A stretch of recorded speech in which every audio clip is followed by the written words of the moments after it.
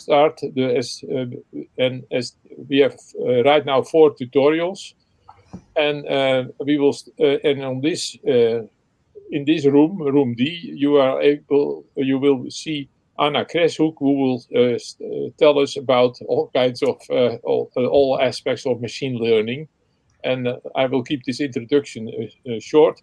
If you have questions, you can put them in the chat.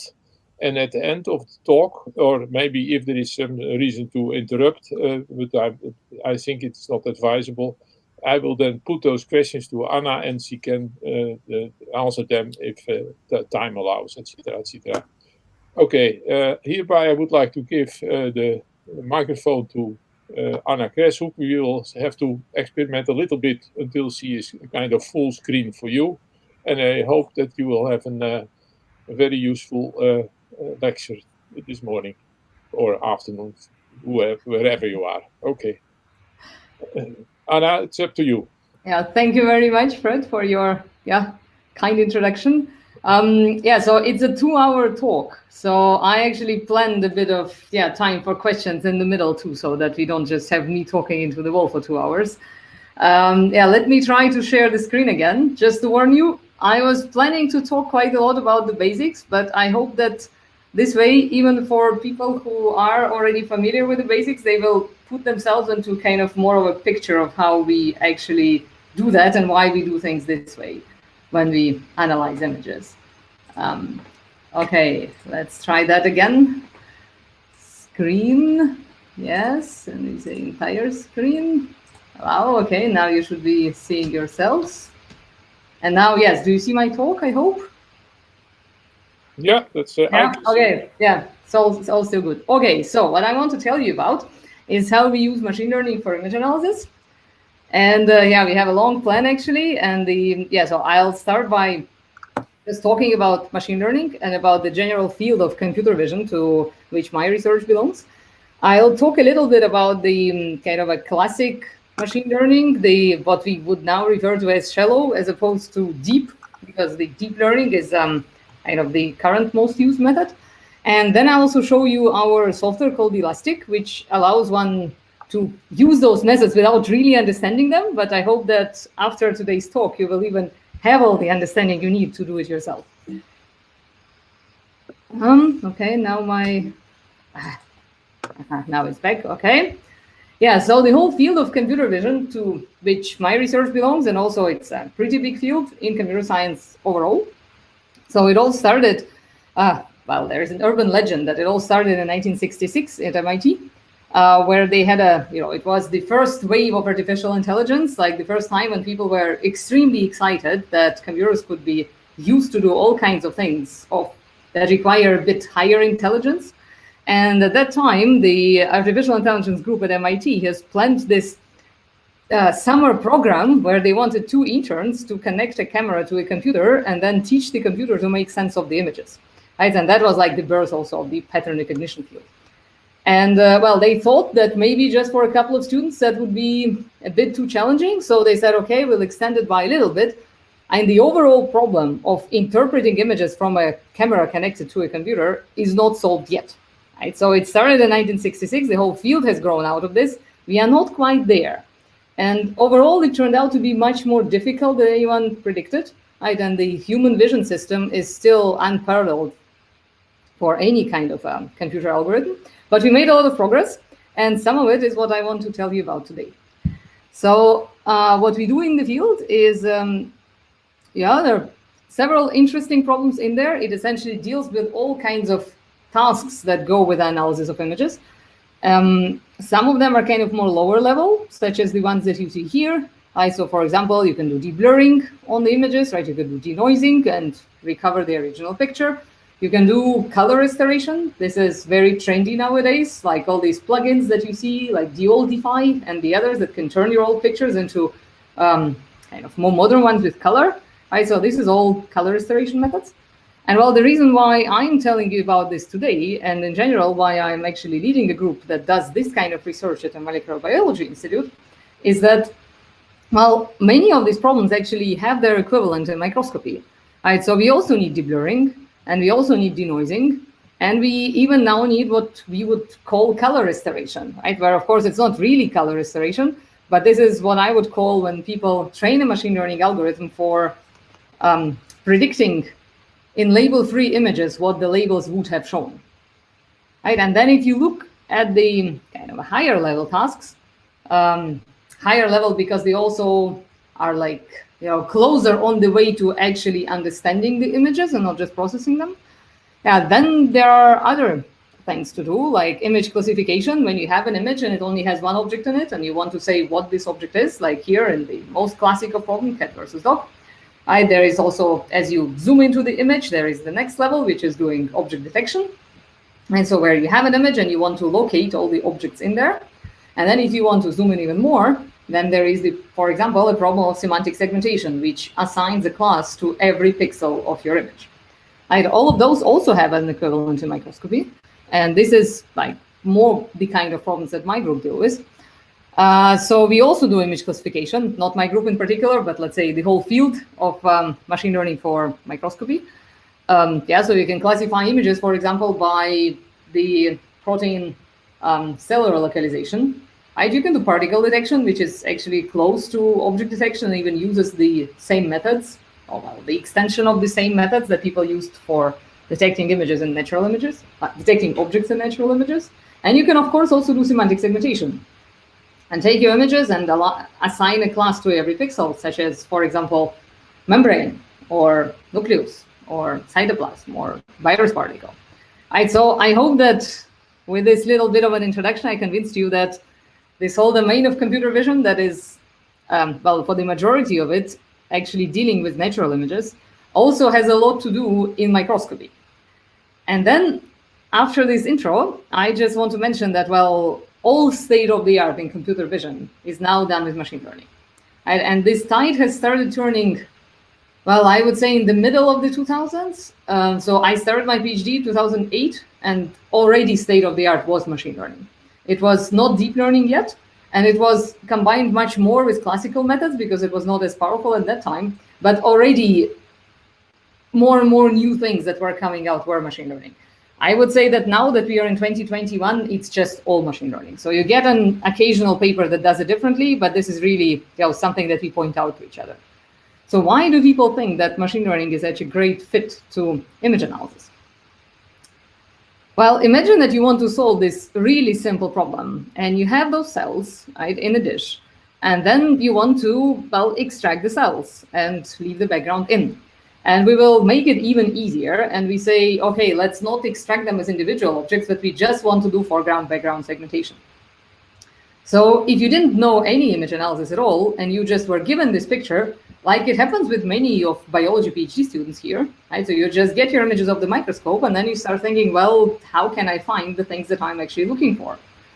And well, if you approach it in the most naive way, then yeah, we could say, let's look at the image. If the pixel is white, it probably belongs to a cell.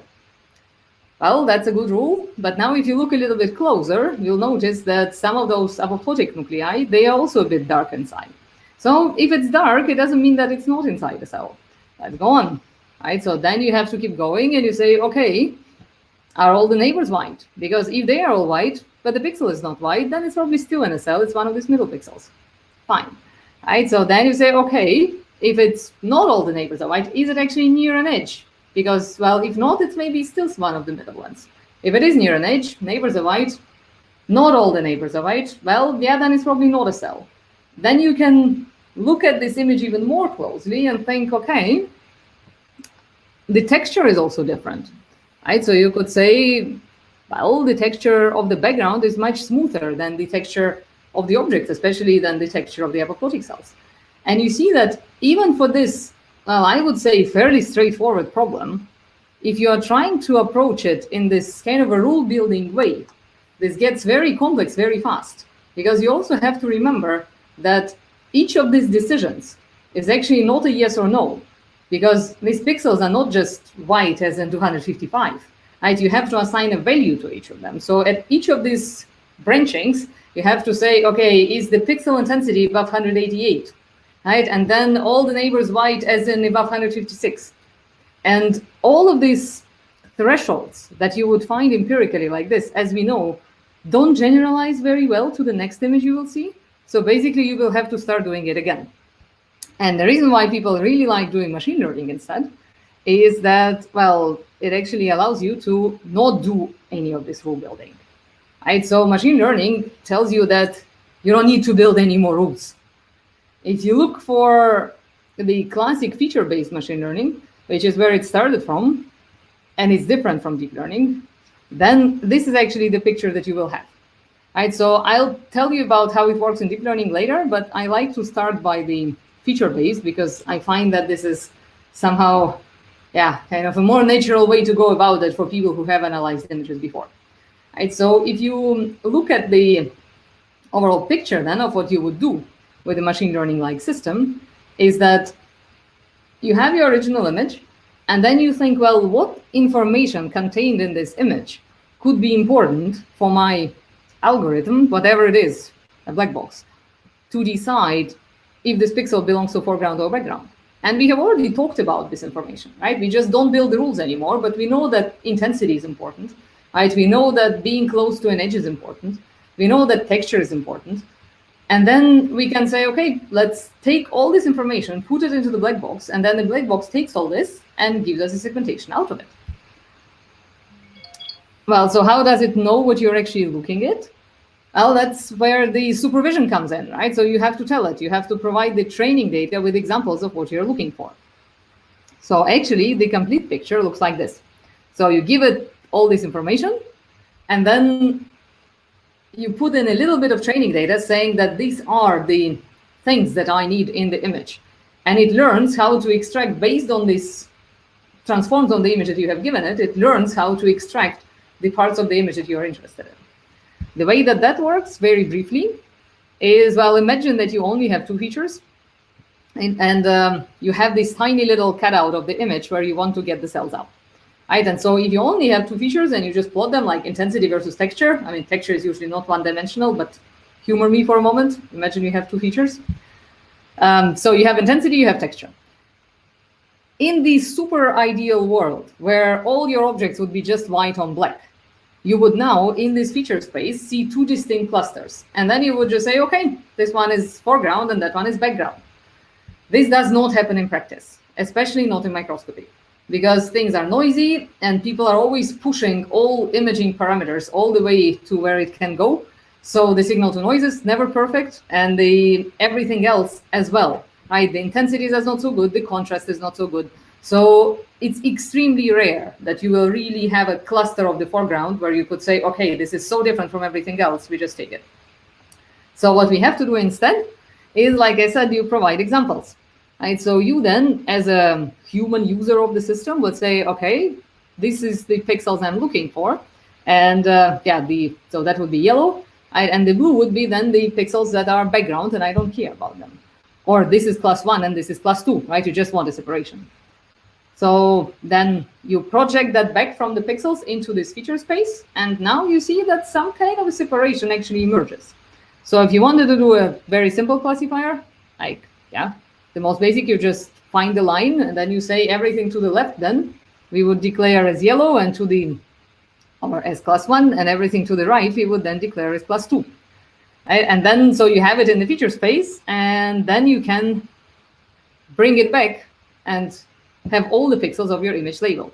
So in practice, you wouldn't actually do it with a linear classifier like this, but you would take a very multidimensional space, and then in this very multidimensional space, you build a complex nonlinear decision boundary, and then out of the decision boundary, you actually get the assignments of your pixels.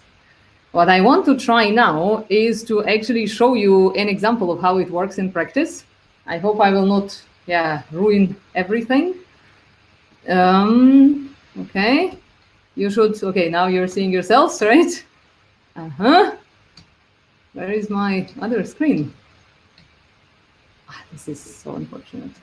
Okay, do you see that now? Let's hope so.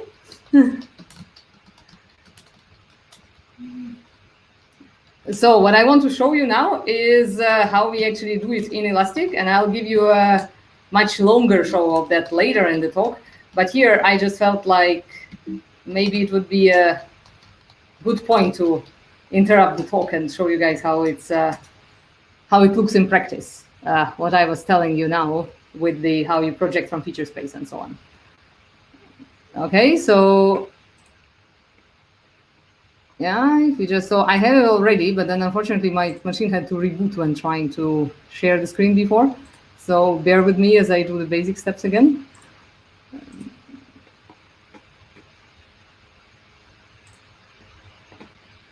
So if you take this same image, like the one that I showed you before, and then we say, okay, we can think of the things that are important, just like I showed, right? So we have the intensity, and then we have the edges, and we have the texture, and it's all good, right? So we can even look at those, right? So that would be just intensity, and we can see, yeah.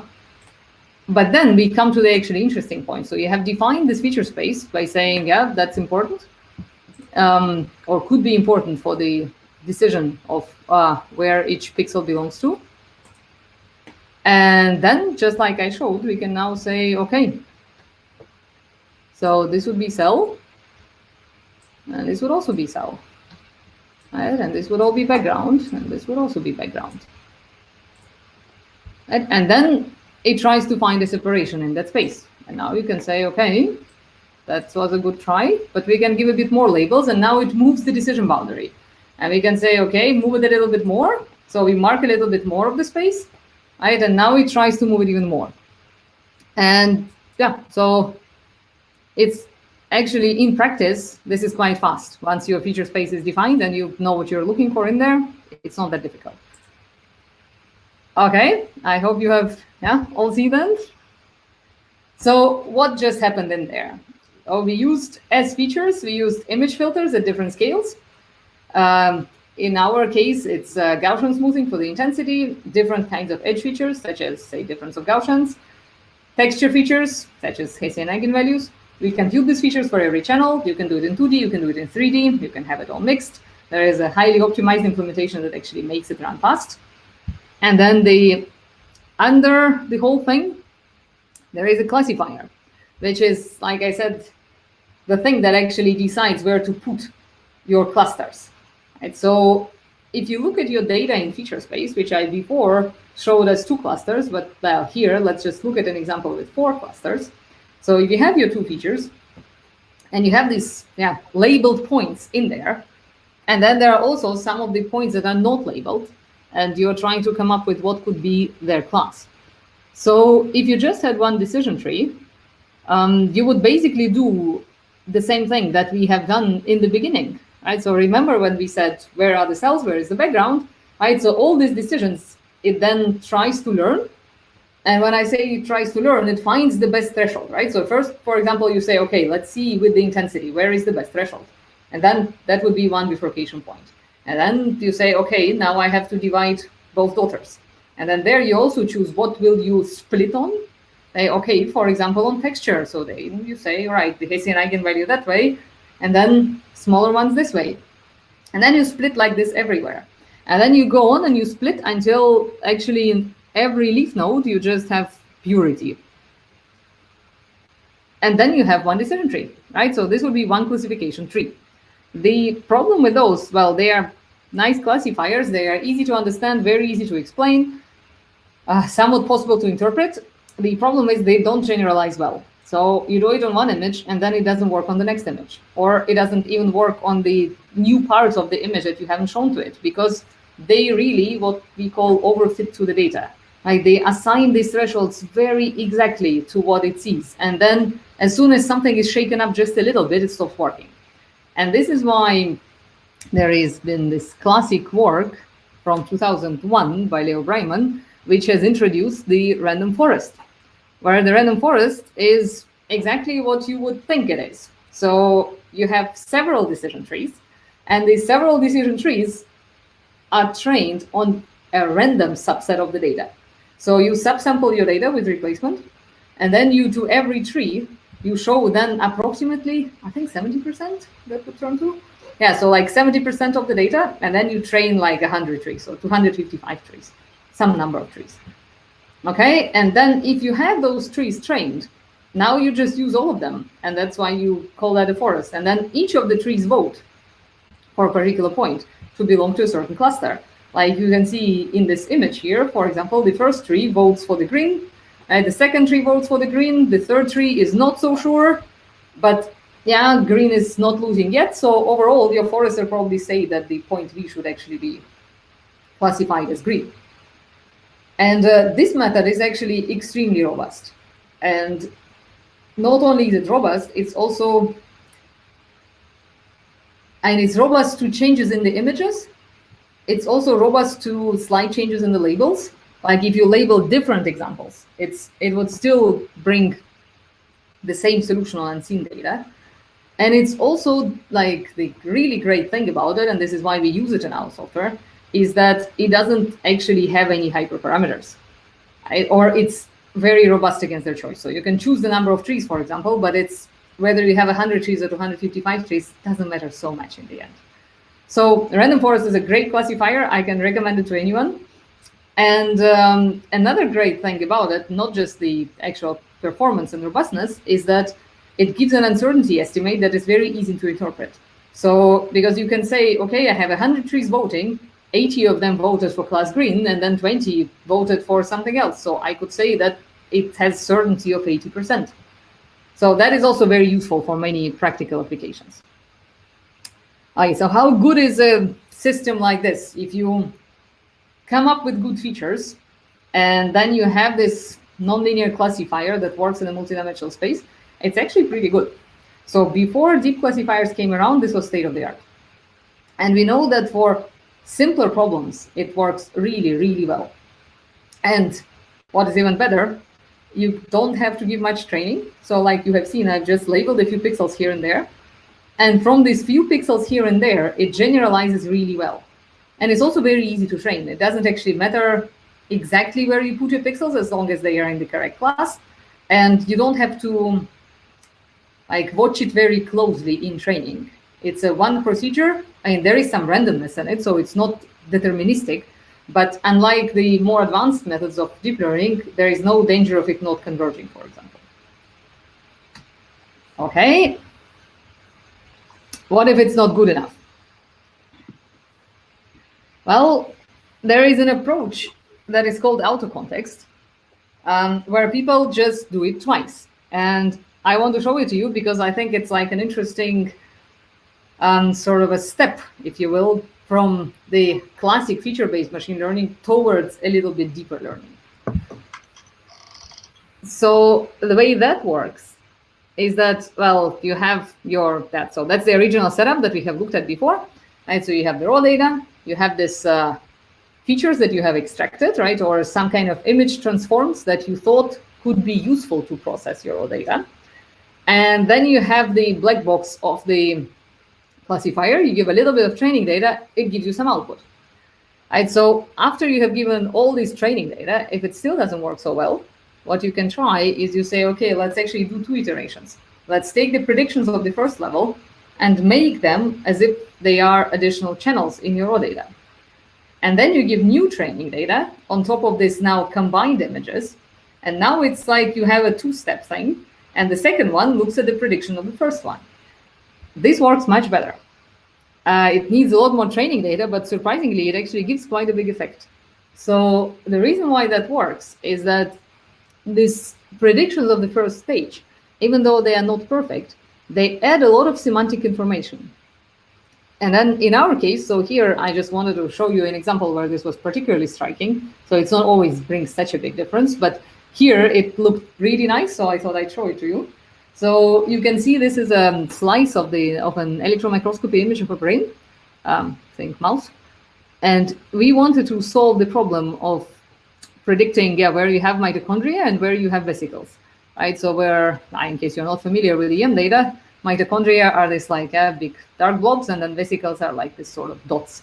And so if you looked at it in full resolution, you actually see them as little bubbles where you really see the hollow inside. Well, if you now try to just use the single-step procedure, like I showed it to you before with the simpler problem of cells in a dish, right? You can see that, so you add labels like this, right? And you say, okay, then yeah, you add labels for vesicles and for mitochondria, but it's very hard for the system to actually distinguish them, right? So you can see that the predictions are mixed because mitochondria inside also have structures which look at a shallow glance a bit like vesicles. And at the same time, yeah, so here you can see it going the other way. So here we have vesicles and there is a lot of mitochondria class kind of getting mixed into that. And if you want to clean up these predictions, you take then these predictions of the first time, you add it to the training data, and you see here in A, then you add new labels, and then you can get a prediction like this. And you see this is much, much cleaner. The reason why it's much cleaner is that it can use this kind of a first level information, where the first level would be, well, I'm a pixel, right? And I see that around me, there is a lot of red class. And from the labels, I know that if there is a lot of red class around me, I'm probably also red. And that introduces much more smoothness in the predictions, and you don't get the classes mixed up so much anymore, like you can see here, where it's now fully cleaned up. And also in the individual vesicles here, it's all very nice and clean. And also in this area, I hope you see my mouse, it's also now much better. Another interesting thing to note here, and yeah, keep that in mind for your future endeavors with machine learning, is that, you know, once you start playing with it and forcing it to do more tricks, it does get biased towards what you show to it. So in this particular example, like you can see, like if you look at this area here in the top right of the image, and there is no mitochondria in there. This is just a very big vesicle cloud that is yeah, presynaptic to the synapse that you can also see.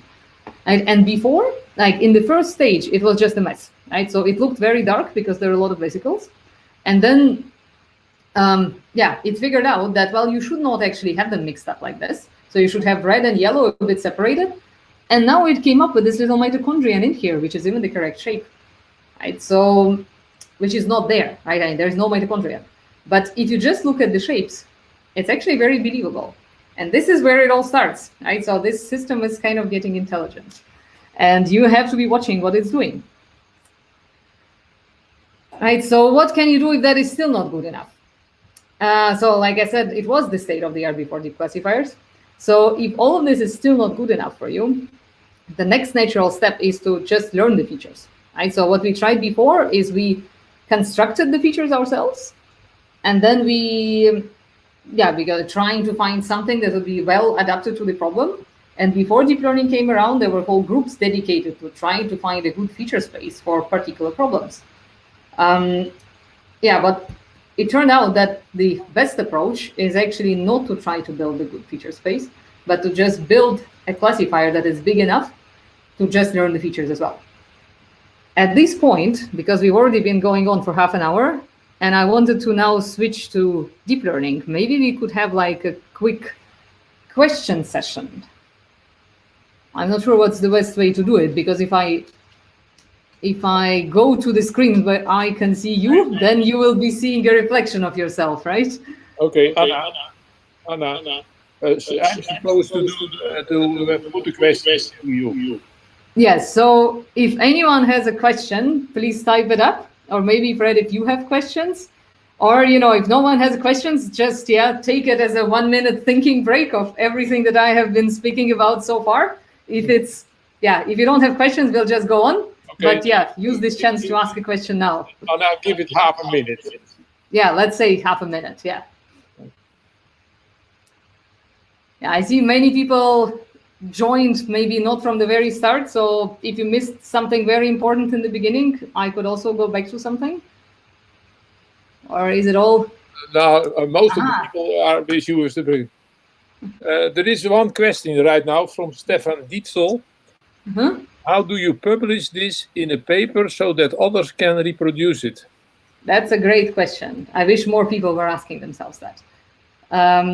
Yeah, so the correct way to do it is, well, you publish the code, or if you're using somebody else's tool, like, for example, if you use Ilastik, which is our tool, then you save the project. Also, what's important for reproducibility, like you have seen there, is that you save which features you have used, and then you save which labels you have used. So then you would specify what features were computed, and you give the training data, which is just, well, in our case, just these brush strokes. But if you don't use it on images, but yeah, on something else, then you just provide the training examples. Out of this, so if you have the transforms that you did to the image to extract this problem-specific features, and you have the labels that you provided, out of this, it should be very reproducible. For this kind of feature-based learning, deep learning is a little bit different, because there, it also depends on exactly how you train. And that's why there, I think this push for giving your source code and specifying the training is even stronger. But yeah, in general, other than giving the code, or at least giving the labels and the transforms that you have put in, so basically all the input data, yeah, that should make it fairly reproducible. Not up to the pixel, right? Because the classifiers still have randomness in them. And so it would not be like you would not reproduce exactly every pixel value if you run it again. But yeah, I guess if you fix the random seed, it should even, for the random forest, should even be exact. For deep learning, it's still, there is, well, now even stochastic gradient descent should be overcomable. Yeah, if you even have the random seed, then it should really be fully reproducible. Thank you very much. There are right now no other questions, so I think you should just go on with the talk. Okay, let's go on. I hope it's all very clear now. Okay, so as a reminder, but we haven't been far for a long time, this is shallow learning, right? So that's what you do. And now deep learning is actually that, right? So you have the original image, you have the black box, and now you replace all these problem-specific features by loads of training data that you put in, and then the black box digests it, and I haven't really put that in the sketch, and I should have. It's a much bigger black box. And then out of this, you actually get your segmentation. So you don't have to think as much about what properties could be important, but you have to give a lot more examples so that it learns all that by itself. How does that all work? Well, yeah, remember the shallow classifier? Right, so in the shallow classifier, you have the input, you have these features that you extract out of the input. The classifier itself, it gives you a predicted label. So if we now look at it as the problem of predicting the value of one individual pixel, right, so you have the pixel values like R, G, and B. Right, so of course, no one looks at pixels individually. But here, just to understand how the whole setup works, we are going to do this. So you have one pixel, it has three values, R, G, and B. Right, and then you, in your old feature-based setup, right, so before deep learning, you compute the features. So you compute the smoothing filters and edges, and you can have a corner detector in there, something about texture. So that would be the next layer. Then you have the classifier, like a random forest. It gives you a prediction like foreground. Now, if you go on and then you say, okay, now what happens if it's a neural network? You just have a lot more stuff in the middle. And this stuff in the middle is what we call the hidden layers. We have the input. It goes through many of these interconnected feature layers, and then it predicts you a label. Right, so if we now want to look for a single, what people sometimes refer to as neuron, let's say one computational unit in these hidden layers, what does it do? So you have your R, G, and B, right? And then R, G, and B go in, and what does come out, right? So what does it actually compute? It's really simple. So you take the red pixel value, multiply it by a weight, right? Then you take the green pixel value, multiply it by a weight. Then you take the blue pixel value, multiply it by a weight. Right? Then you add some bias term, not important. And yeah, then you actually take a nonlinear function around this, but this nonlinear function is predefined. This is part of your design decision. And that's all there is, right? So basically, the response of each of these neurons is determined by these three weights. And there is a nonlinear function around it, but it is fully parameterized by these three weights.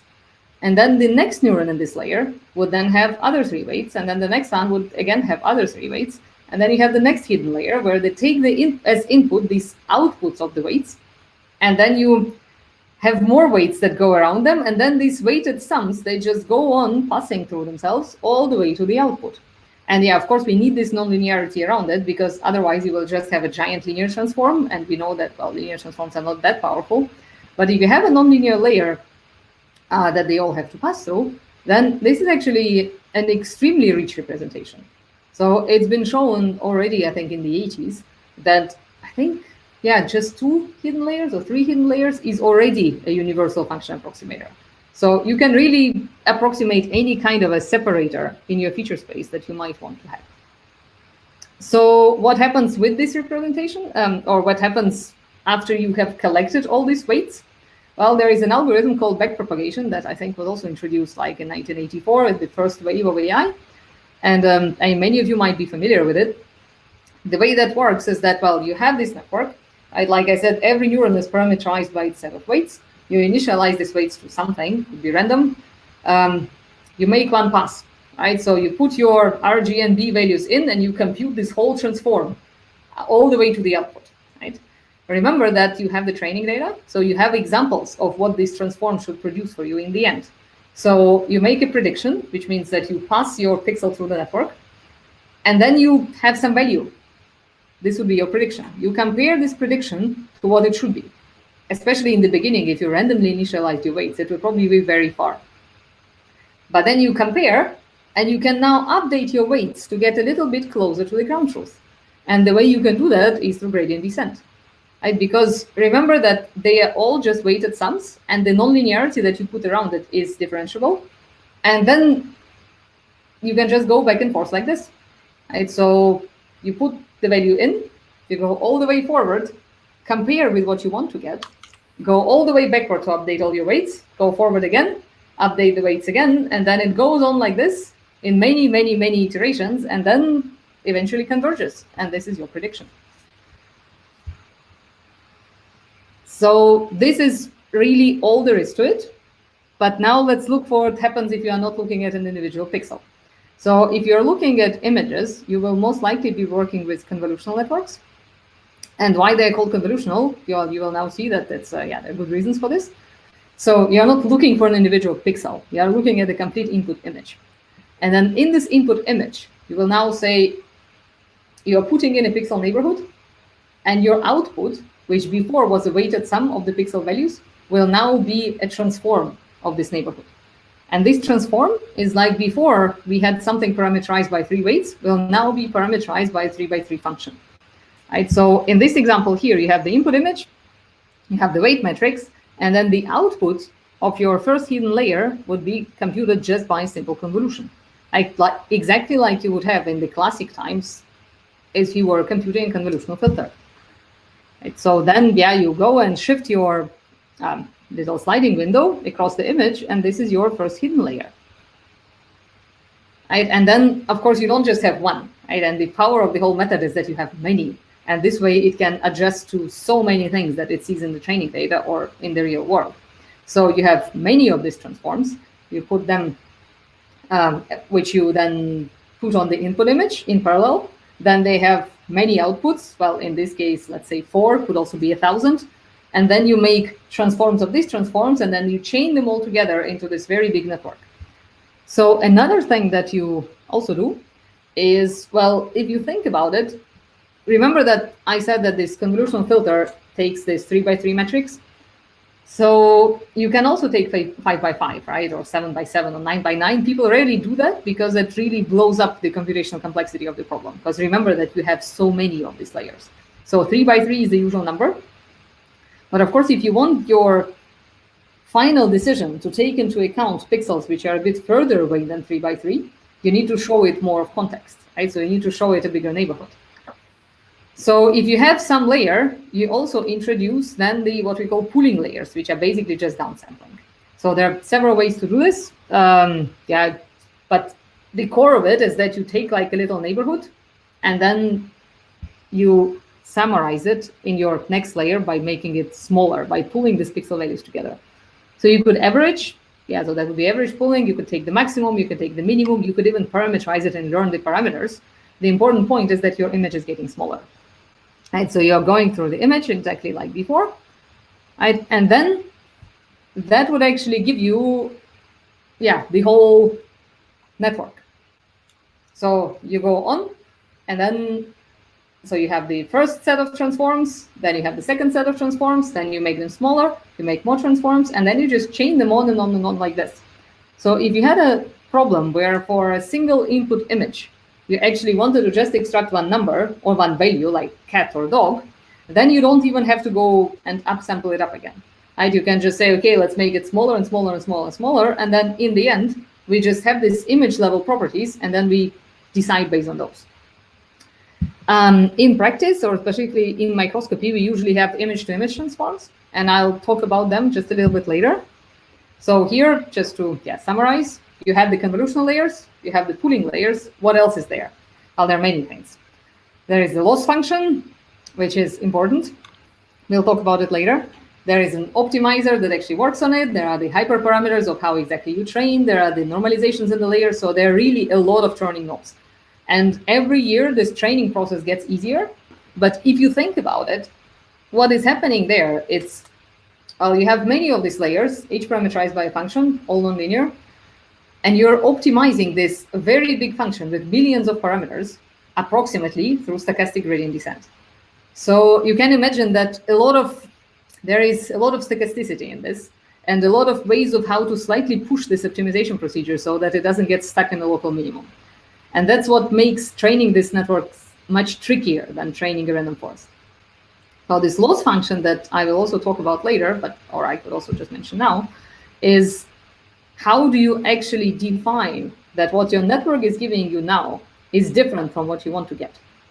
And that's an important step. And actually, a lot of optimizations that people have been doing over the last years have actually been in the making this loss function fit your problem better, right? Because remember that the features we have taken out. So what you have now is the design of the network and the training data that you put in. But of course, it's still important how exactly you measure that the current network output is different from what you want to have. And here, I just wanted to give you a couple of examples of the networks that are commonly used for microscopy images, because you might encounter them in papers or if you work with this stuff in practice. So here, this is the classic of classic papers, about the UNet for semantic segmentation that's been introduced by Olaf Ronneberger in 2015. So 2015 for deep learning is like really, really old paper. This is dinosaur age. I don't think many other methods from 2015 actually survive in the field. So the UNet paper is still extremely strong. This is still the baseline that people use for everything in biological imaging. So I looked it up yesterday. They have like 25,000 citations, and it keeps growing. So what this network does is, just like I told you before, you take the input image, and then you pass it through a series of image transforms.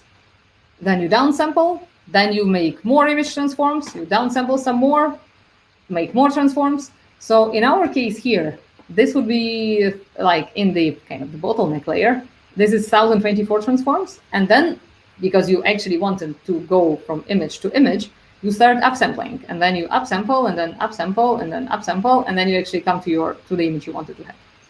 So this is an image-to-image network.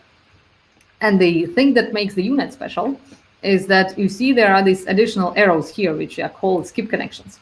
What they give you is, well, it gives the network a possibility to see something that was higher resolution before, right? Because if you don't have the skip connections, it first downsamples very significantly and then upsamples again. And then the fine details are lost. And here they are all fully recovered. And in this particular thing, what it does here is the problem of semantic segmentation, which means that, it's exactly like in those cells that we were looking at before. So you have the cells, and then you have the background, and you see that there is like a little bit of background also in between the cells. And the loss that you have is a commonly used cross-entropy loss, which is basically how close is the image you're predicting to this one. And they have an extra weight for the pixels which are at the boundary, so that they would be big in the loss, right? So that you could say, if my pixel is somewhere at the boundary, unlike the ones in here, this is really important. You have to get it right. And with this loss, you can actually train a network that is very performant. Okay, so this was semantic segmentation. I hope this is clear. The very idea of having this kind of an image-to-image transform with skip connections is really powerful. And then you can adjust it to do very different things by just changing your loss function, right? So you have your original data, you have all those transforms that you are going to parameterize through your training process. Then you have the final output, and you have the function that tells you how close you are to the final output. So the architecture of the whole thing doesn't have to change, right? What you change is the training data and how you evaluate that you're close to the training data. And to illustrate this principle, I wanted to show you something completely different that can be done with a unit. And this is the KER image restoration method that was done by Martin Weigert, published in Nature Medicine 2018. I think the most famous, probably, deep learning method for microscopy by now. It's the same network inside. It's just that what it does is not predicting if a pixel belongs to foreground or background, but out of low quality images, predicting what a high quality image would look like. And you have the same thing, right? It's a series of image transforms. But now you parameterize them differently because you parameterize them for a different loss function. So you have the low quality image, you have the high quality image, and what you try to say is, well, take them all through the network so that in the end it looks like the high quality image. And you measure if it looks like the high quality image by the per pixel similarity. So here just, another example of our own work, just to show you that then, okay, you can even take this per pixel similarity loss and then now go and change your network to do something else. So in our case, what we wanted to do here is to have an image from light field microscopy. And I don't want to go into detail now about what exactly light field microscopy does, or because I think many of you know that better than I do. But if you have this light field image that basically compresses all the 3D information into one 2D image that is done by lenslets, right, you can then train a network to predict what the real 3D image would look like. Right? And then you still have the same loss of per pixel similarity, but you can have remember that it's just a series of image transforms.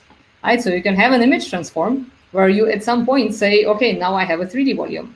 Learn how this would look. You go from 2D to 3D through all these layers, and then in the end, you make it work by saying, okay, every pixel of this output should be per pixel similarity, be close to the training data. And then it adjusts all its parameters that are inside and predicts you the volumes then based on the 2D light field. What does it actually learn? So, it's a good question. It's not that easy to interpret. So in the early days of deep learning, people were actually very excited by looking at the very first layers that have the sort of low-level information and saying, oh, look, this looks just like a Gabor filter. The problem is that as you get more layers, they get really not very interpretable.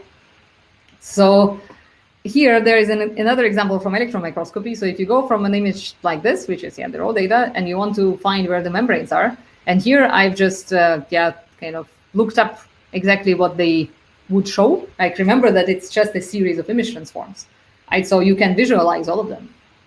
And if you look in the beginning, this is looks like some kind of almost an intensity threshold, you could say, or some contrast enhancer. Then there in the middle, this is something edge-like.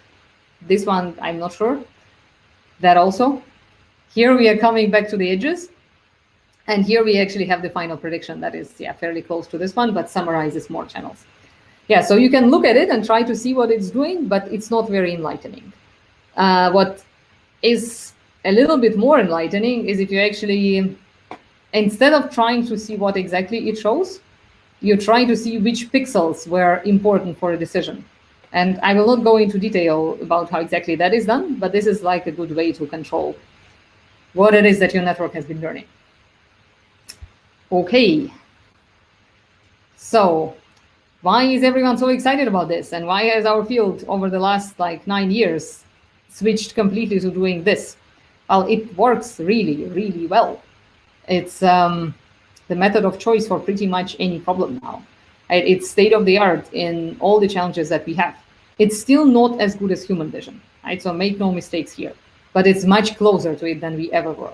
And now also with the new techniques of training, new network architectures, new approaches also to have not just feed forward, I think there is also hope to getting a little bit closer to the human vision still.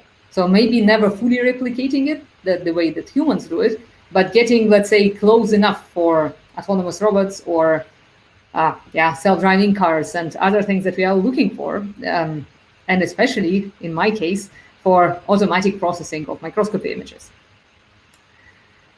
So another good thing about it is that not only it works, but if you have fixed the network, right? So like I showed you before with the unit, it's only parameterized by its training data, right? So the architecture is there. And then it means you can put in different training data and it will train itself to do different things. And in our case, this is very convenient because that means that you can have, for example, a computer scientist friend, and I am that computer scientist friend. And then if you're a biologist, you can come to me and say, well, I have this problem here. What do we do? And well, it's all already fixed. So you just bring in the training data. You don't have to think about this problem-specific features that we had to have before. It's all in the training data. So if biologists just bring enough training data, we can take the network, we train it, and it's there. And the best thing is that the well-trained networks also generalize to other data really, really well. And that means that we can train them once, and we are, and we can use them again for many different things. Right, so what are the downsides? Like I said, it really needs a lot of training data, especially compared to the feature-based learning, which, like I showed you, can easily be trained just from this kind of a brushstroke labels. It's also fairly capricious to train. Right? It used to be much worse, so people have now found a lot of ways how to stabilize this optimization procedure. And I remember, like in the early years, just getting a network to converge was kind of an accomplishment. Right? So now this is really done routinely, and this is for many of the simpler networks and simpler problems is something that we can really like give over, say, to our colleagues in biology even. If there's like one button you have to press, but still they are much, much trickier than a simple random forest classifier. And well, the next problem is that training is very slow. So what I showed you before with the random forest training is that, well, it is really fast, right? It's interactive speed. Training a neural network to do something like this, well, would take, well, depends on the amount of training data, but would certainly not be real time. Right? So when I think about our segmentation networks, which are, well, the results are, of course, incomparable to anything we ever could get with a random forest, but they take 2 to 3 days to train. The really good ones, we can also leave in for a week to train. They only get better. So training is much slower. On the other hand, so I would say it is worth it, but this kind of a very gratifying feedback loop that you get from feature-based learning, where you get just things back to you very, very fast, this is not quite there. So yeah, just to give you a reminder, we have the shallow or feature-based learning, raw data. You think of the features that represent your image as well. You get the training data showing examples of what you want to do, put it all into a black box, get the segmentation. Deep learning, same thing, much bigger black box, much more training data, but you don't have to think about anything else. Okay, now I actually wanted to transfer to Ilastik and tell you about a practical application that we have developed to bring this kind of methods to people that don't really understand how they work. Maybe before we do that, if there are questions to this part. Oh, I see there are questions now. Or yeah, Fred, maybe you read them to me, or should I like go back so that you... Let's keep... Yeah, let's keep that screen on, yeah. Okay. First, I hear echo. Maybe I should put off... No, okay. Okay, just let's go on. As the black box, that's a question from Fujian Kao. As the black box neural network hidden layers become more accurate, could it also slow down as a result of better accuracy due to the increment of hidden layers? Well, there are all these things about like how many hidden layers exactly you have and so on. Right? This is all network design parameters. So I think right now, adding a couple layers more or less doesn't bring that much. But in the beginning, in the early days of deep learning, people experimented with all of this and kind of came up with the architectures that we use now. So generally speaking, the more of these hidden layers you have, the more expressive it will be. At the same time, the more training data you will get to actually parameterize them correctly. And then there are all these tricks. So if you want to think about hidden layers and their expressivity and how good they are, you also have to remember how you are training. You are going backwards through thousands of these layers. And you are taking the gradient that you compute from one comparison of your current prediction to the loss. And you have to have this gradient not zero down all the way as you go back. So there are also many tricks of kind of having other connections between the hidden layers so that this gradient could flow. So in the optimization itself, it's having a very big and fat network work well, there, yeah, it's an art of its own. Okay. I have actually two questions which you could probably answer at the same time. Yes. First answer is of Siegfried Weissenberger. What are the approaches to quantitatively determine when the training is good enough? And the question of Molly May, roughly how many labeled images are required for training the deep neural network? Yeah, so how you can determine that it's good enough? Well, that's that's something that you should think of even before you start out, right? And that also, in many ways, depends on the problem that you want to solve, right? For example, or let's say on your error tolerance.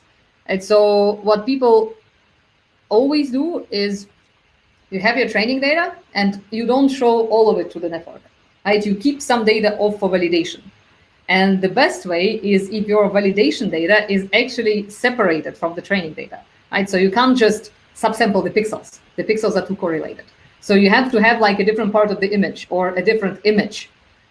And then you evaluate how good it's doing there, but you don't show them in training. You only evaluate. And then as you train, you look at the validation error and you see when that stops improving for a while. So if you only look at the error on the training data, this can be very misleading because it does overfit. And especially in practical cases, like in microscopy, where if you are training on hand-produced training data, where you have to, paint these pixels by hand and so on, you won't have much. And that means that if you have these millions of parameters, eventually it will just learn your images by heart. And this will not help you when you put new images in. So just looking at the training images is not everything. You really need to keep some data away and evaluate the current error on that. And then, of course, you can also just look by eye on what it's producing. And but quantitatively, you need additional validation data. If it's really expensive to produce validation data, it's also very helpful to just think of what you expect of the output and measure that. So in case there is some kind of, let's say, biological knowledge of the system that you have, right? That, for example, the total number of cells that you see in the image should be, I don't know, between 1 and 2,000 or something like this.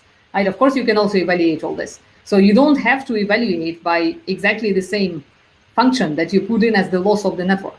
Right? This evaluation of how good the training is can be anything, can also be non-differentiable. But yes, it's very important to actually do this. Okay, thank you. Yeah. I think you answered this question sufficiently. Then I have the following question from Werner Fouquet. Can these networks reach a kind of maximum capacity where more data cannot increase the quality of the results? That's it depends on the network, right? So the really, really big ones, no. So it's, of course, many people are asking themselves this question, and I don't remember if it's at Google or at Facebook. They even have a running experiment where they have this network that's been training for months now on some enormous amount of computational resources. And they're constantly adding in new data, and they were waiting to see if it would really plateau and stop improving, and it's still improving. So if you keep adding data, and it's a difficult problem, right? In their case, it's something with natural images, which is usually more difficult than microscopy.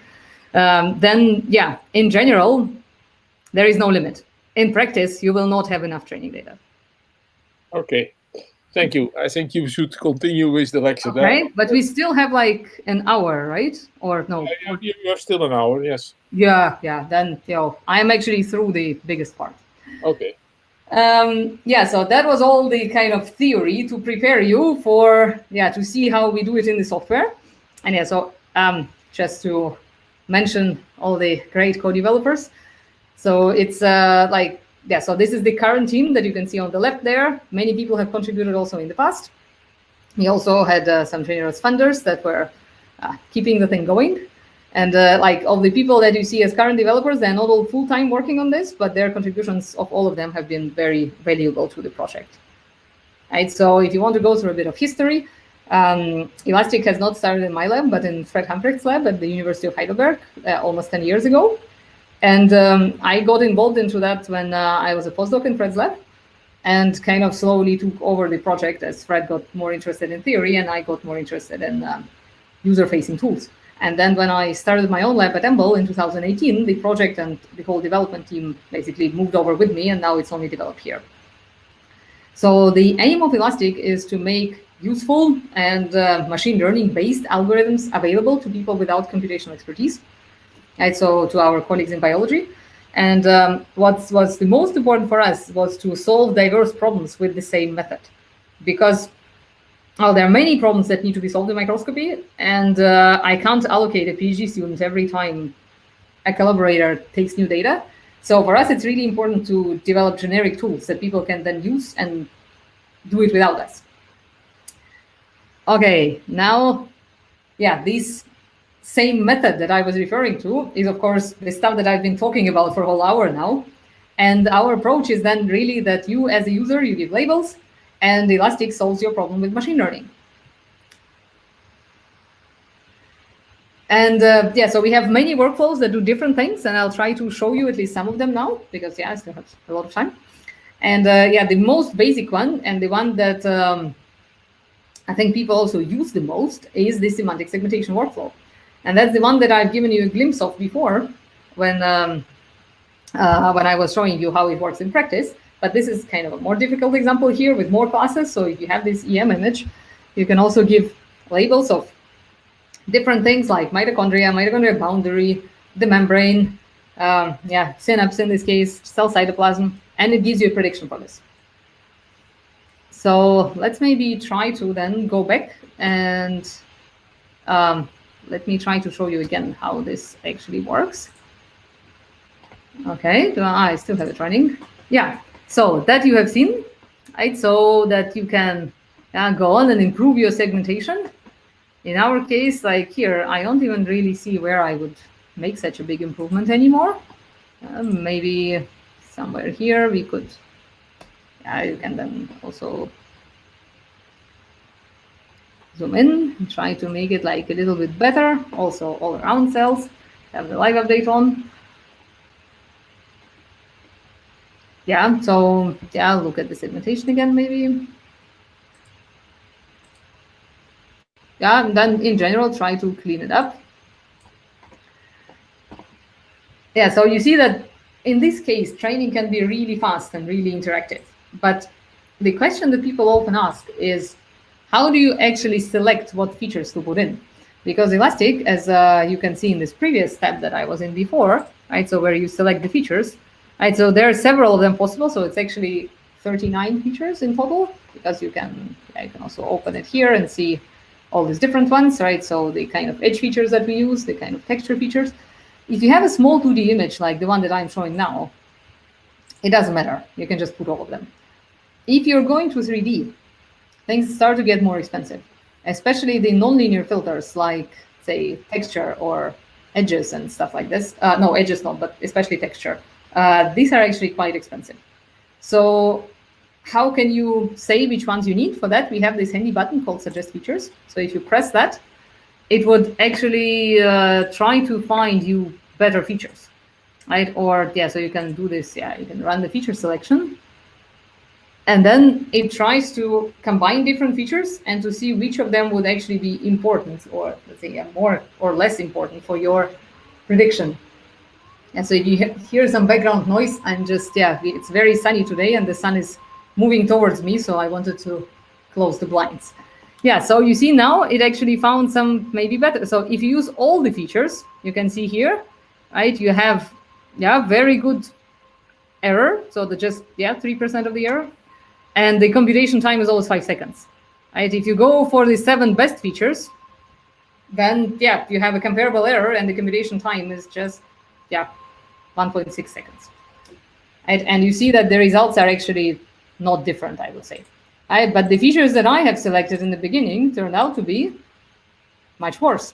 So it does pay off, especially if you don't want to just use everything. Also, the one thing where it is important is, of course, the more features you have, the more labels you need. So in 3D, for example, yeah, it makes sense to sometimes like think about it, especially if you don't have a very powerful machine. Okay, So that was pixel classification. And like you have seen there, you can give your labels to the pixels, and then the machine takes the features and learns on the features how to separate the pixels into foreground and background. If you now look at this image more closely, you'll see that you actually have two populations of cells in there. I believe they are apoptotic and not apoptotic. And then you can try as the next step, once you have all the cells out, you can now say, okay, now let's try to divide these populations. And you go with the same principle of you are giving labels and Ilastik gives predictions. And so here you would then actually label the objects, right? And you would get a prediction which looks like this. Let's look at that as well.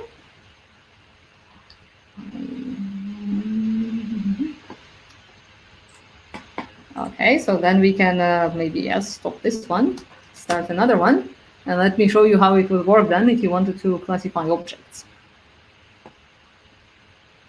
Yeah, so you see we have many workflows. I can't show you all of them, but they are all working on this principle of you give labels and it tries to, from your labels, then learn what it is that you want to do.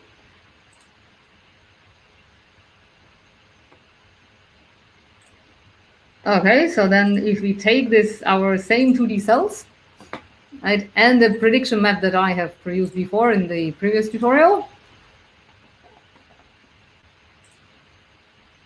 this one, yeah, so you see it's not perfect, but that's not the point here.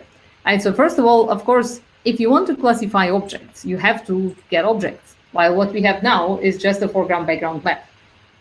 So in this case, because it's also worked quite well, we will just do connect components after a threshold, right? So we can do that. That merges too many, but yeah, we can take a higher threshold, something like that. So there are also better thresholding ways incorporated, but I didn't want to go too far into detail. But you can also do hysteretic thresholding, or you can even do your segmentation by your own favorite method outside and bring that into Ilastik. So now you have individual objects. And that means that the same thing that we were reasoning about before, especially when I was telling you that, like, look, it's it's all just about features. The features don't have to be pixel level, right? So you don't have to always transform pixels to pixels.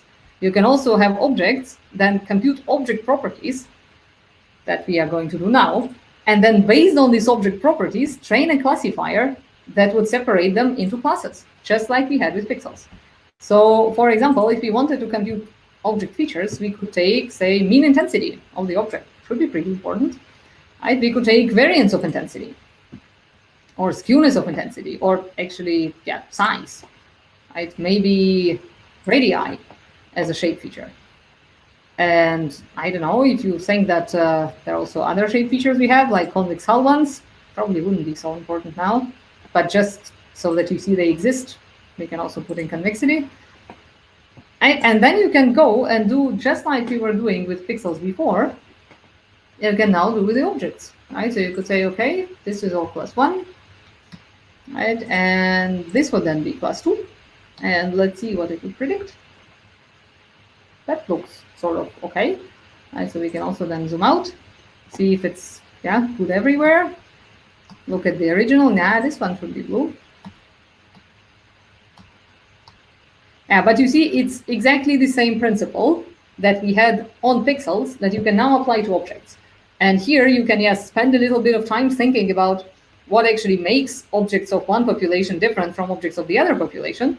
And then once that is done, you have your prediction again. And you can save those, and you can also save the properties, and also try to see then if there is a connection between these labels and some interpretable biological thing about these objects that you would actually want to analyze.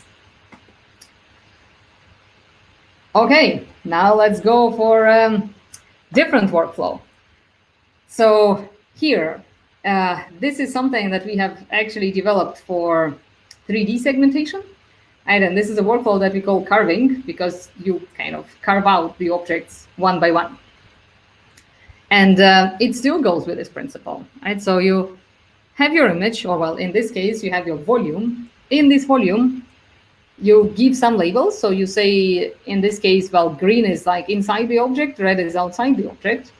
And then that would give you a segmentation. Let me try to show you that as well.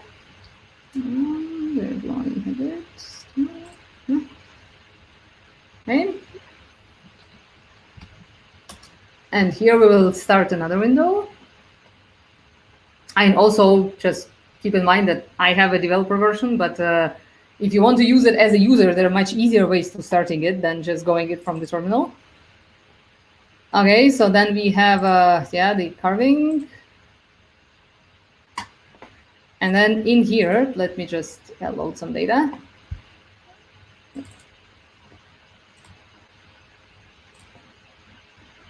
So that's a fairly small volume, but still you see there are a lot of objects, a lot of things happening. So this is also neural tissue of the brain from an old paper by Moritz Helmstetter.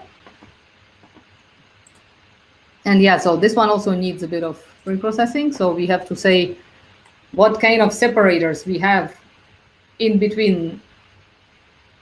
So it's, okay, going back.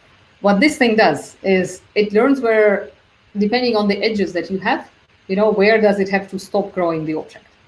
Right? And for that, we have to tell it that the edges are actually dark lines, could also be step edges, could be bright lines, right? And then, let's just run this now. So you can also do it directly on pixels, but what we prefer is to actually do it on superpixels because it's faster. And you then only have to do this superpixelization run once. So, and that's what is being computed now. You can also pre-compute that in parallel on a faster machine that is not running my talk at the same time. That also helps. And yeah, it's coming. So yeah, it's almost done. You see, yeah. So this would be the superpixels then, and that I know that looks a bit confusing because there are so many and you don't really see the patterns anymore. That's why we don't even show them. Right? This is just an internal step. So, and now we just have the objects and we have the background, right? So that would be objects in our case, right? And this would then, all of this would be background. And we could say, yeah, segment the object now.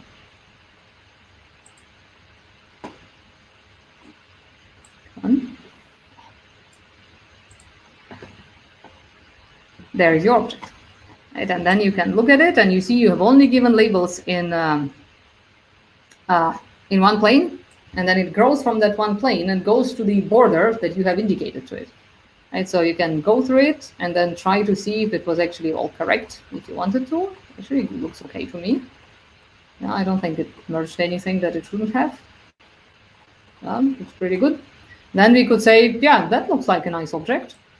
We can save that and call it, yeah, object 1, fine. And usually people try to give more descriptive names like neuron or something. Yeah, and then after, so we've done 1, we can look at where it is.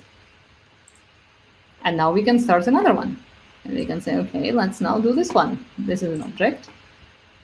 And all of this will be background. And we can now segment that one. There it is. And so you can see it's here. We can again go through and see if we need to quickly correct it anywhere. So yeah, that actually looks pretty okay to me. Yeah, we can also go the other way, see if it didn't. So if you find that it's actually not okay, right? So if you find that it has taken on something that it shouldn't have, or like, like you see here, for example, right? You see that it's spilling over the boundary a little bit. So we could say, nah, that's still outside, right? And this is actually inside. And then we resegment, right? And now it's gone, right? And now you actually have the object correct, more correctly, right? And then if you wanted to look at it together with your previous object, you could also then do something like this and say, object 1, let's look at both of them in 3D. And yeah, then you can see how exactly they hug each other and so on. But so in this workflow, you really have to go object after object, but it's very fast. So if the edges in your image, whether they come from the raw data or from the prediction of the edges that you have produced with pixel classification before. So if your prediction is any good, this is very fast and easy to correct too. Okay. So like I just started to mention, you can also combine workflows. So what usually happens is that people start with the raw data as pixels. Right? So you have the pixels and then you have to make the first sense out of pixels. which is usually saying what class they belong to. So, for example, boundary or not boundary, or you could be looking at, nucleus, not nucleus, or mitochondria and mitochondrial boundary and everything else. And then after you do that, you want to do some post-processing, or let's say another step of learning, like you were doing now with the object classification, where you first extract the objects, then you learn on the objects. Or like I have shown you now in carving, you first extract the boundaries, and then on top of the boundaries, you learn where the individual objects are. And this is another example of this kind of workflow, where you can start from raw data, which looks like this. Right? So this would be boundary prediction. Right? And then on top of this boundary prediction, we have the pixel classification that gives you the boundaries. This is the boundary prediction, right, in yellow. And then we have another workflow that is called boundary-based segmentation that would actually give you all of those at the same time. I'll maybe try to run it. May I interrupt for 1 second? Sure. This would be a nice moment to make a small break of 5 or 10 minutes. People may want to do some, get something to drink. But before we started, I have 1 or 2 questions. Yes. How it is possible to perform training and prediction using multiple channels of the same ROIs? Yeah, that's it just computes features at every channel. Okay.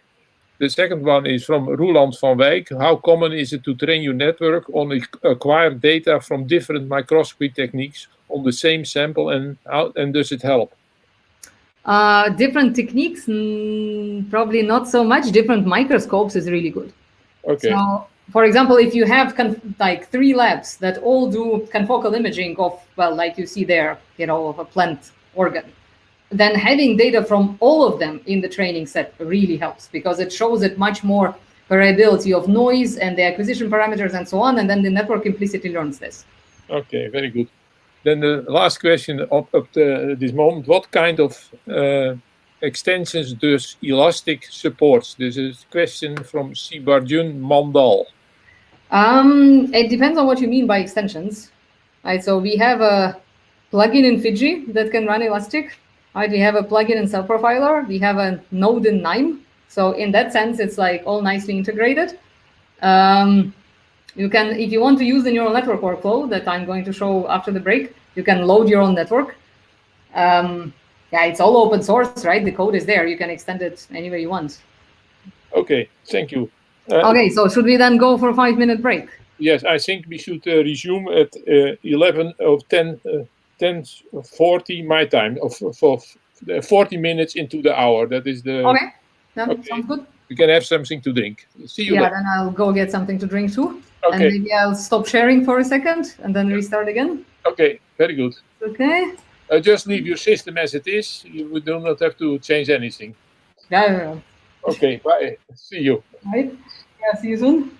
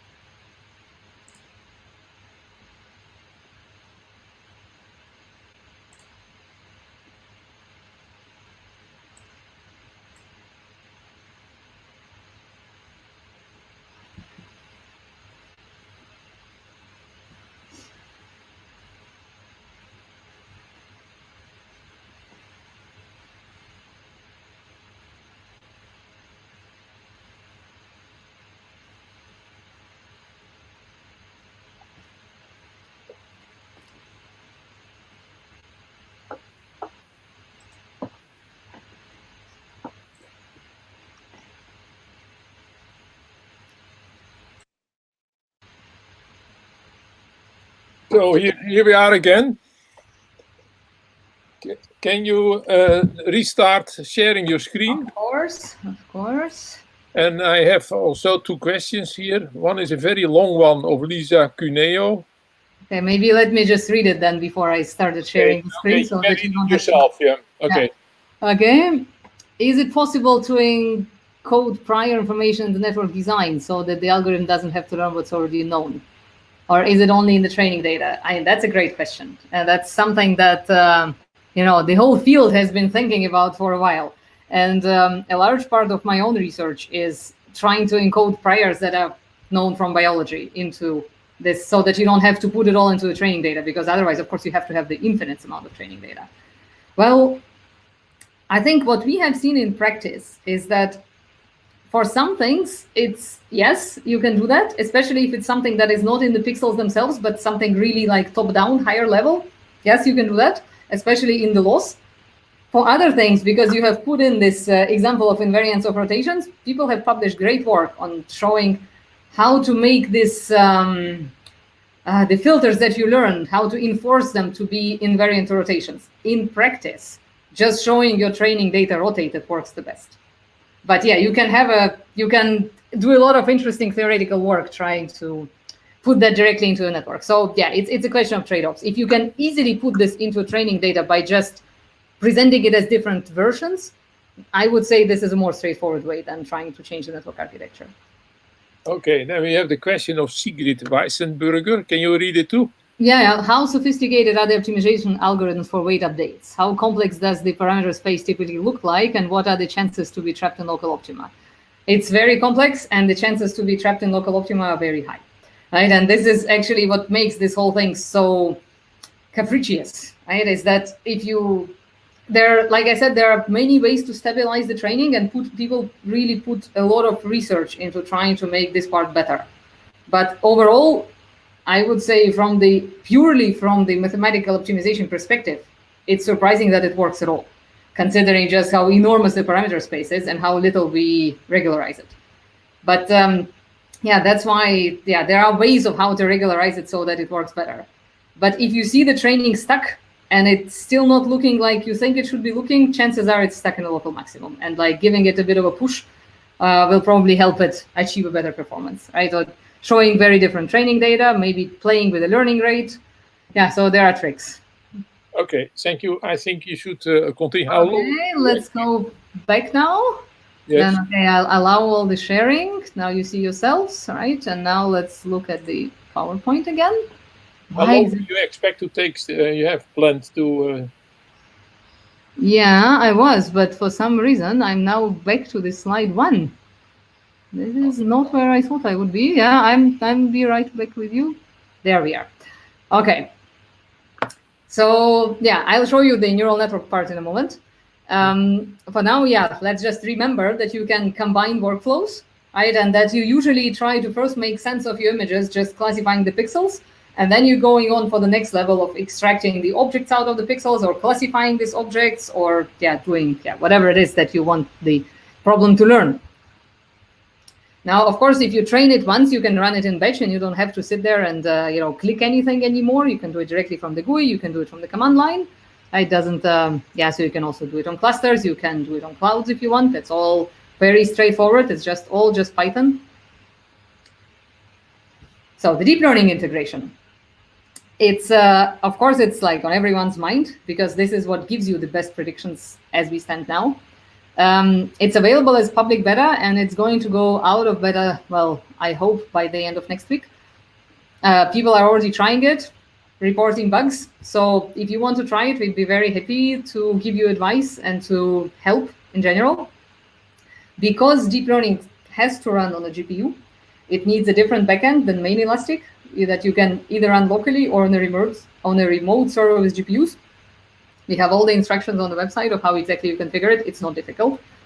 And so you would then have the server running somewhere that has GPUs, right? And you have the client on your side, and then you can execute pre-trained networks with this.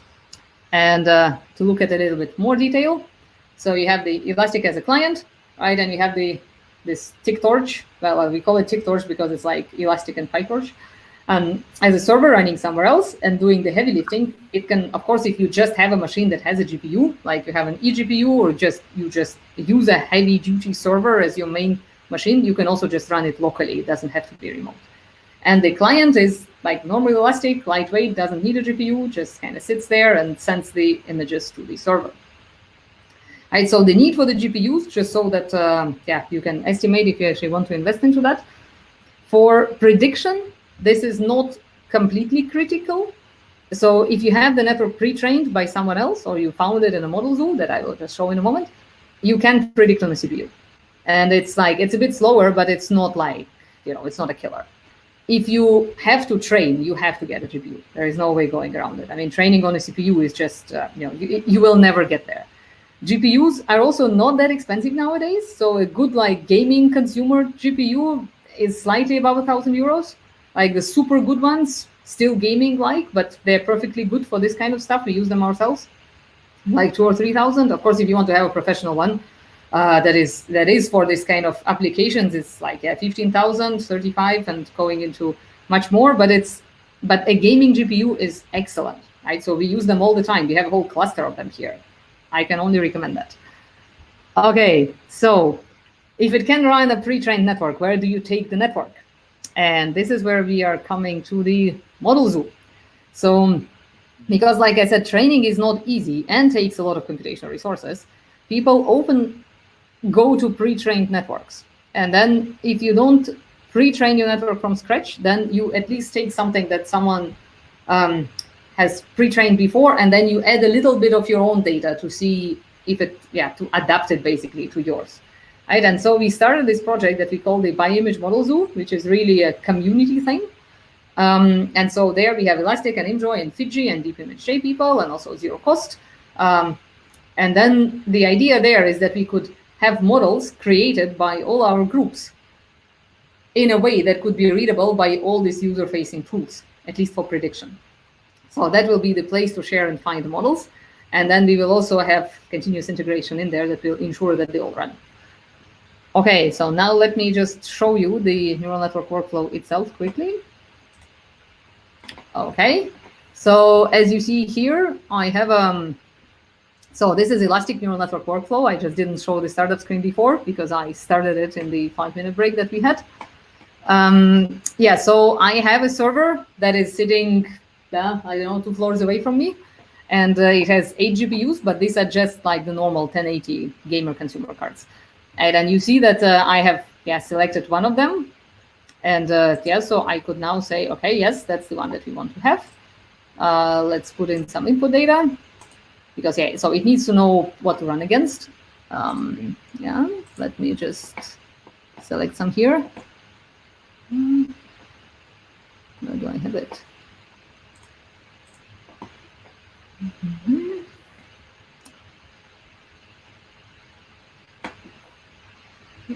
There. So maybe we just take this sample for each eye. So this is from a plant atlas, right? So this is, I don't remember what part of a plant it is, probably root tip.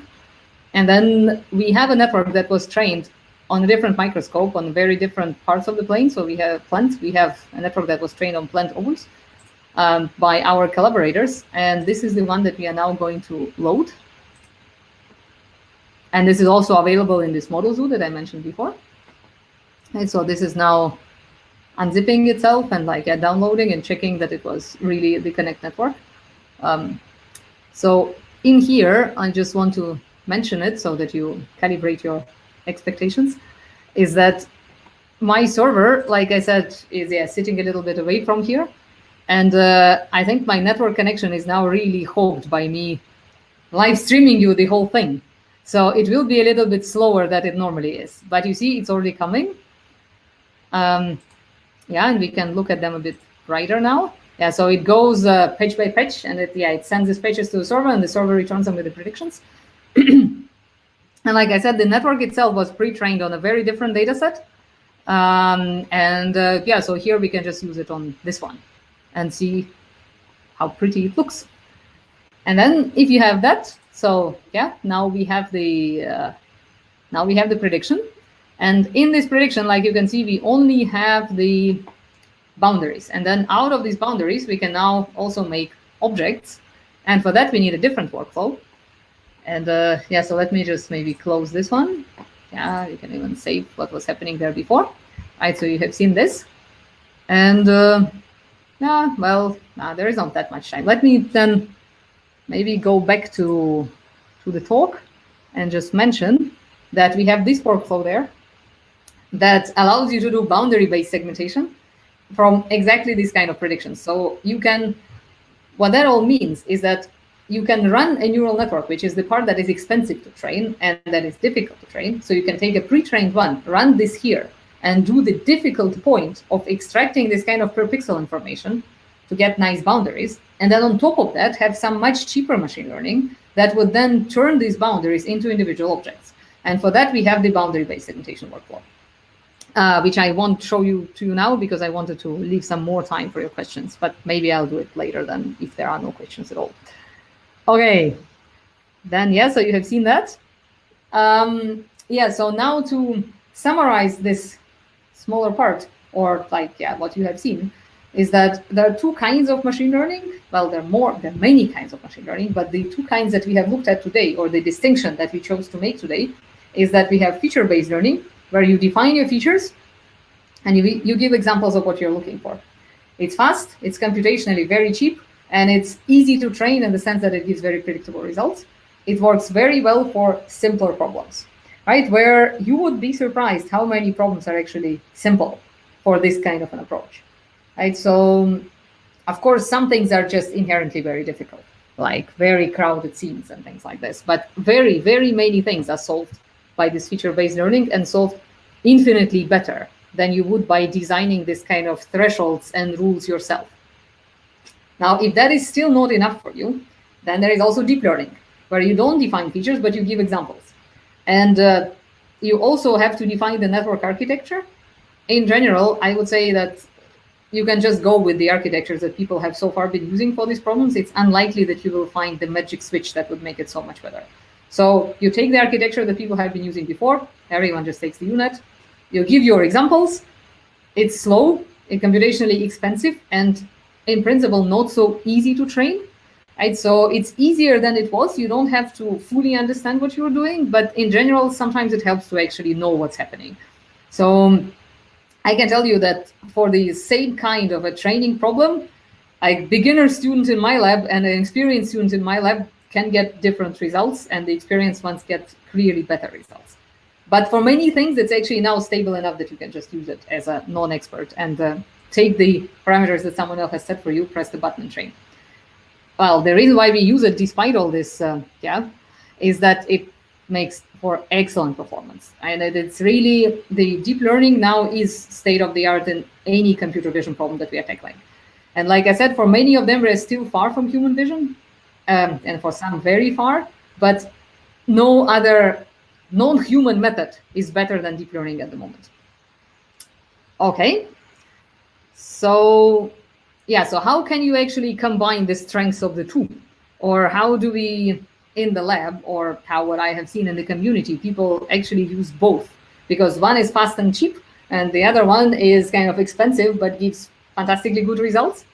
So what you can do is, well, the one thing that I already mentioned is that you can use, or put in your energy for producing the labels into the first part, which is extracting the pixel level information, and where it will actually make the most difference.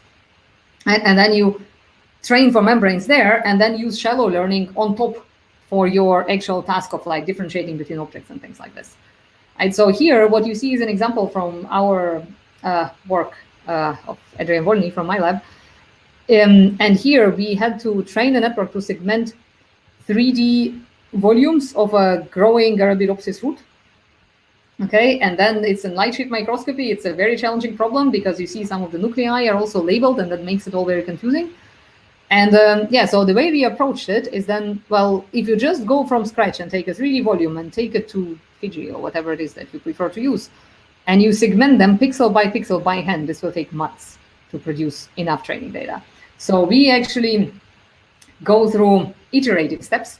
And the way that works is that you take your data, you load it into the Ilastik auto context workflow, because auto context is this pixel classification done twice that I showed briefly on the way. This is basically what gives you the best possible results if you can't use deep learning, or if you're not mentally ready to produce all the training data you need for deep learning. So auto context is like your closest friend there. So you produce first results by this kind of a shallow learning, you correct those. Right, so then in here, so we use a software called Paintera from Stefan Saalfeld's lab. There are many others that would allow you to correct a segmentation that, as you can see here, is actually, I don't know, halfway there, 70% there, but not quite. So when you're training a network, especially when you don't have a lot of training data, it's actually important that this training data is good. So it does pay off to correct this. So then you correct, and then on the corrected data, even if you just have one volume, you can now train a neural network. And then you train a neural network on this, you get better boundary predictions. You have a new thing. Then you go and correct those, you train again, you predict another volume, correct that one, train again. So this is like a little loop that you go in until you actually get predictions that you're happy about. And yeah, then you have your network trained and you actually can process your biology images. So you basically warm started by doing shallow or feature-based learning first, because this doesn't require much labels. Correct the predictions of the shallow stuff first. Put the corrections into the network, train on this, and this saves you so much time compared to just de-alienating it pixel by pixel. Okay, as the second summary here for the Ilastik part. So Ilastik is a user-friendly software for feature-based machine learning that can cover a lot of problems that you encounter in microscopy. It can also do deep learning with pre-trained networks, like I had shown. We have a model zoo for pre-trained networks that we are trying to grow and make better and better. You're also welcome to contact us to contribute the models for this. Right, so yeah, we are very accessible to users, I think. We have a website which has all the docs and the releases. We are active members of the community forum where all image analysis questions are discussed. So I don't know, I guess if you are into image analysis, you know it, but there is a single forum that all open source tools are using to communicate with their users. And yeah, we are also there. We have a tag, so you can go directly to our board, ask questions. You can also contact the team if you feel like your question is of narrow interest that you should not post on the forum. You can also follow us on Twitter. We post a lot of updates there, and also other people tag us to show what they've been able to do with Ilastik, so you can get a lot of examples this way.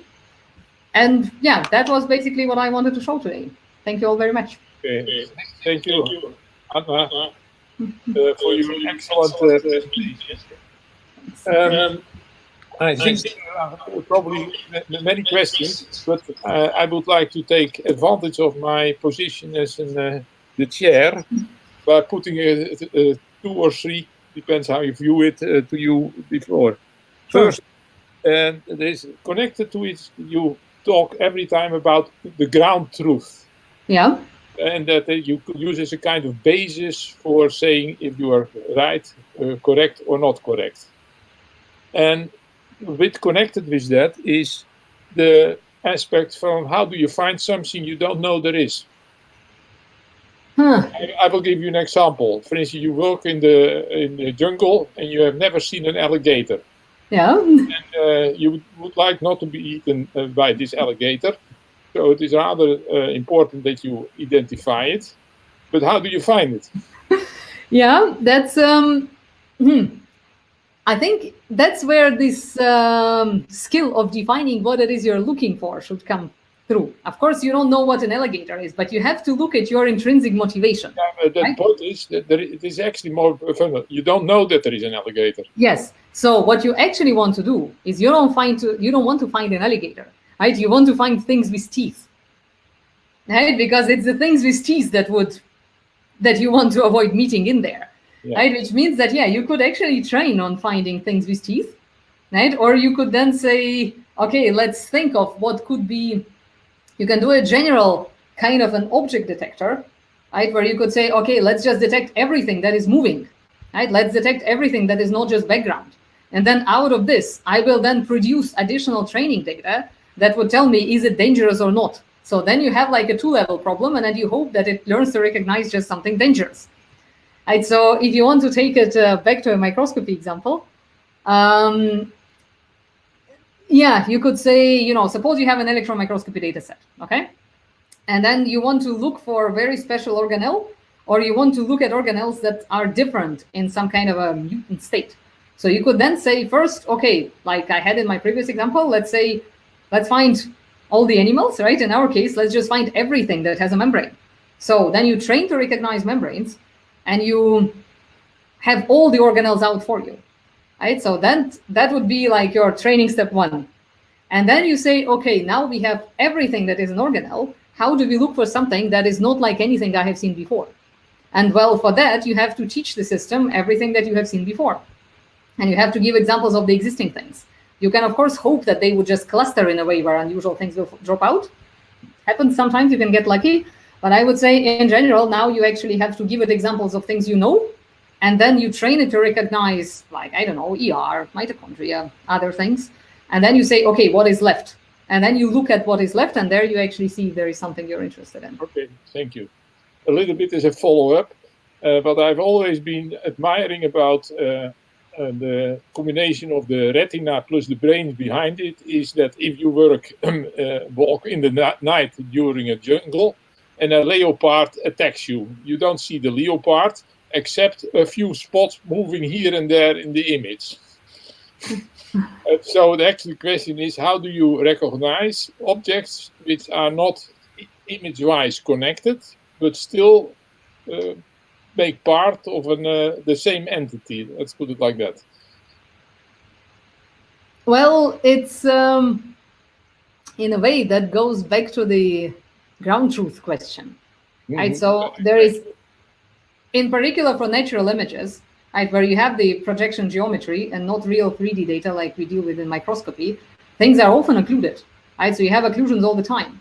And like you very correctly said, the retina and the brain combination can deal with this excellently. But yeah, there is a whole subdomain in computer vision that is precisely about dealing with occlusions.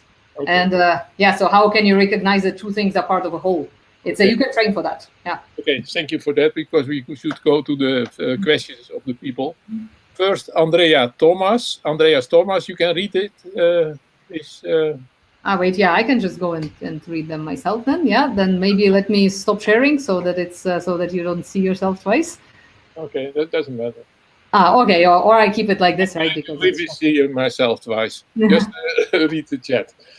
Okay, so what Andreas, can one also cross-compare different channels of a multi-channel image, addressing pattern in object channel 1 resemble patterns?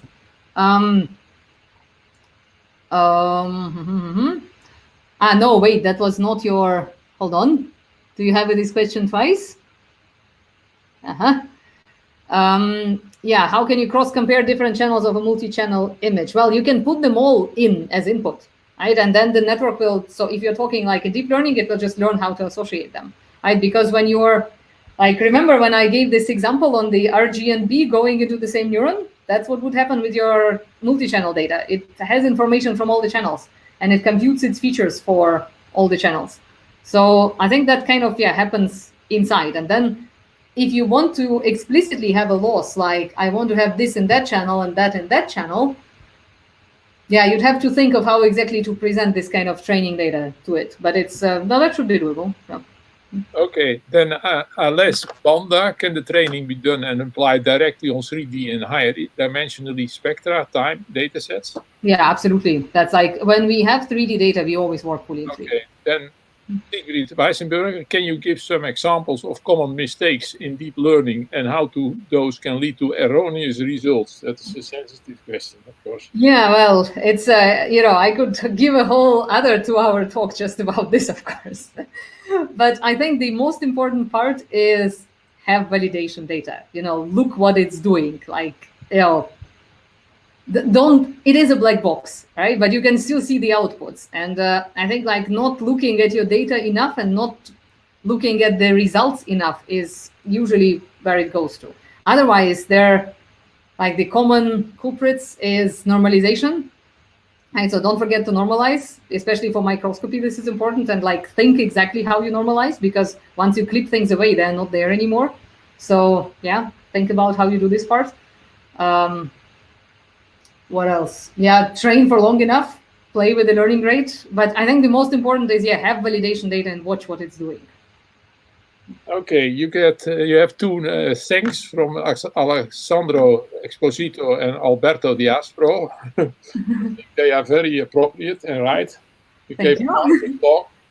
Now we get to a very tricky aspect which we have not tested out before, because from a quarter past the hour till half past the hour, we have the break, meet the speakers. And I would like actually to get back to our technical people. Is it possible to open all the microphones from everybody who is right now online and see how that works out? That is not recommended, because otherwise let's just try it as an experiment. So we open the microphones, and if somebody says hello, and then he can speak, and then then he waits until he has spoken and got an answer. Then the next one says hello. How about gives his name? Let's just try to put up all the microphones and see how it works. All right, you can try that. Let's see. Okay, all the microphones are open, so somebody wants to say something, says hello, gives his name, and puts his question. Okay, who dares? Well, I see Chiara had a question in the chat. I can also start answering that while everyone else summons the course. Good. Yeah, so Chiara is asking what is unique or better about the UNet network with respect to other architectures.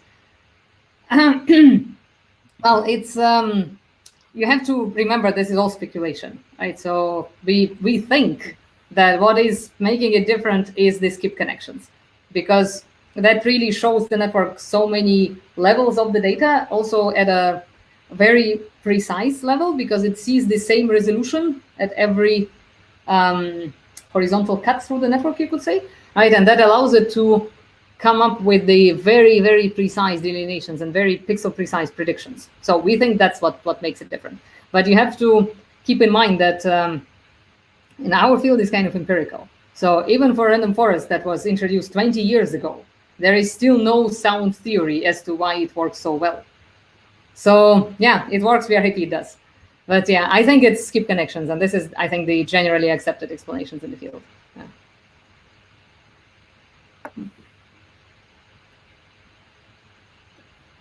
Okay, so it looks like people are trying to say something, but so Alberto is telling us that it's not really working.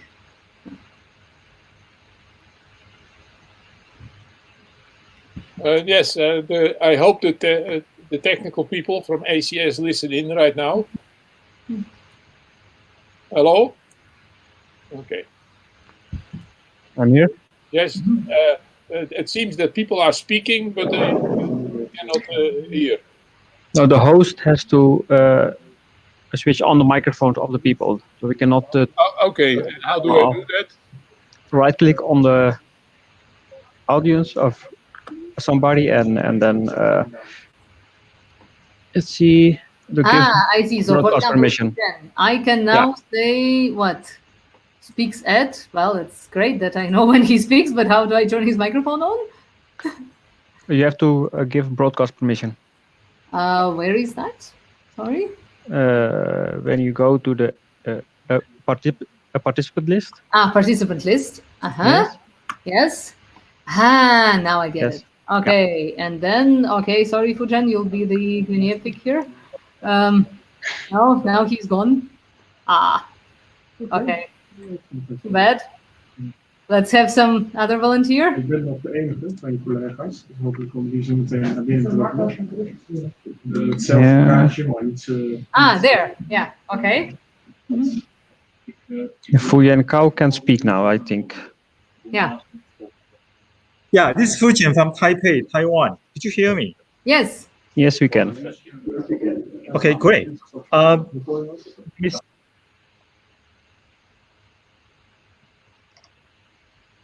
Okay, actually, I'm seeing myself. Yeah, I see. I see you. Yeah, I saw you as a great workshop. I mean, we are just about to learning the, the neural network to do image processing, and I guess you set excellent examples. And I was just curious: are you are you taking data from outside of Europe? I mean, how many group of data are you taking to train it? Because I saw your goal was to do this recognition, without any specific, data set. Yes. So what we try to do is to build the tools that are sufficiently generic for people to use them on their own data by themselves. And I would say that that Ilastik is sufficiently general, and you can just try it out. If you have any problems, just contact us. If you have a very difficult problem, that would require some PhD student to put in 6 months of their time to develop it. Okay, there is a call. Can I mute you? No. Well, don't worry. I guess I will read through your publication, Instagram, and website, so on and so forth. No. Can you maybe it helps to put the sound that comes out of your computer a bit lower? That means less echo. You mean do I need to speak slower or maybe no? Can you mute yourself while I'm speaking, because I think it echoes. Oh, there's an echo. Okay. Just a second. Now it's better. Oh, okay. Yeah, and.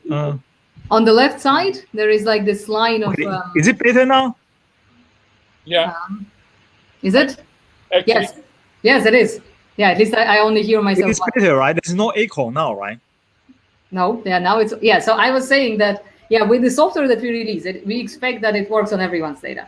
And if you have for the particular problems, if you experience any problems with it, we are very open to trying to fix it for you.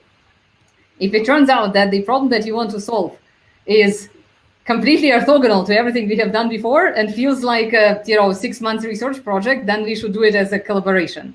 If it's somewhere in the middle, if you have data that is similar to what we have tried before, but we haven't released it yet, we'd be happy to just try out on your data. Yeah, so in general, we are very open to new data sets and to learning about new problems. So I'm always happy to chat about this. I can't promise we'll solve it, but at least maybe we can look that if we don't have anything in stash that would make it easy for you. Are there other people who wanted to question? Good. Okay.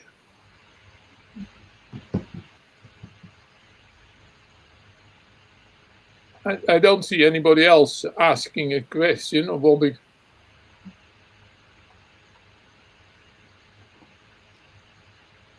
Okay, Okay. Yeah, like I said. Remaining people, last chance. Yeah. Okay, I think. Hello? Yes. Yeah, I don't have further question, but I'd like to say thanks again for the wonderful introductions. My pleasure. Okay.